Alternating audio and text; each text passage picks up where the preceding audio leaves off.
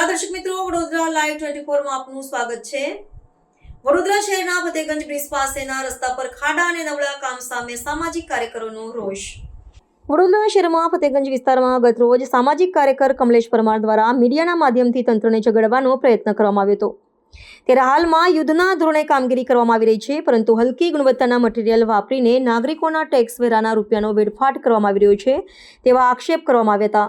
સાથે જ કરોડો રૂપિયાના ખર્ચે આધુનિક સાધનો વસાવવામાં આવ્યા છે, તે ક્યાં ખોવાઈ ગયા છે તેવા અનેક પ્રશ્નો અંગે તંત્રની કામગીરી સામે રોષ વ્યક્ત કર્યો હતો।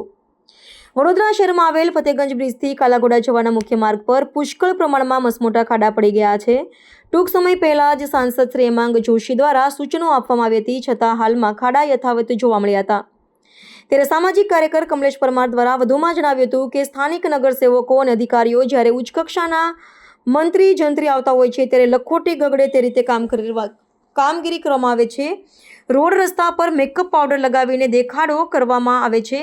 ત્યારે રાહદારીઓ ટેક્સ વેરા એડવાન્સ ભરી રહ્યા છે, છતાં સુવિધાઓ ઉપલબ્ધ કરવામાં નથી આવી રહી। બીજી બાજુ કોર્પોરેશનના અધિકારીઓ અને કર્મચારીઓ દ્વારા નાગરિકોના ટેક્સ વેરાના રૂપિયા ખોટી દિશામાં વેડફાટ કરવામાં આવી રહ્યા છે તેવા આક્ષેપ પણ કરવામાં આવ્યા હતા। ત્યારે આવા અધિકારીઓ અને કોન્ટ્રાક્ટરો સામે કાયદાકીય કાર્યવાહી કરવામાં આવે તેવી માંગ કરવામાં આવી હતી।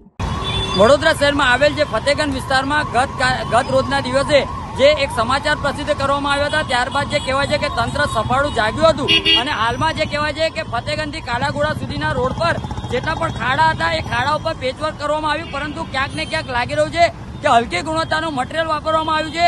એટલે અમારી ખાસ માંગણીની લાગણી એક જ છે કે વડોદરા શહેરના નગરજનો ટેક્સ વેરા ભરી રહ્યા છે તો તેનો સાચી દિશામાં ઉપયોગ થવો જોઈએ અને વડોદરા શહેરમાં આધુનિક સાધનો જે જેટિંગ મશીન લાવવામાં આવ્યું હતું એ મશીન ક્યાંક ખોવાઈ ગયું છે એ પણ સમજાતું નથી। એટલે ક્યાંક ને ક્યાંક લાગી રહ્યું છે કે અધિકારીઓ, કોન્ટ્રાક્ટરો અને સ્થાનિક જે પણ જવાબદાર વ્યક્તિઓ આ તમામ લોકો ક્યાંક ને ક્યાંક વડોદરા મહાનગરપાલિકામાં બેસીને જે નાગરિકોને ઉલટા ચશ્મા પહેરાવી રહ્યા છે। ત્યારે અમારી આપના ન્યૂઝના માધ્યમથી અપીલ છે કે જે વડોદરા શહેરની અંદર જે ડામર વાપરવામાં આવે છે આ ડામરની અંદર ક્યાંક ને ક્યાંક હલકી ગુણવત્તાનું મટીરીયલ વાપરવામાં આવે છે તેવા કોન્ટ્રાક્ટરને તાત્કાલિક ધોરણે બ્લેકલિસ્ટ કરવા જોઈએ અને અધિકારીઓને તાત્કાલિક ધોરણે સસ્પેન્ડ કરવા જોઈએ તેવી અમારી ખાસ માંગણી છે।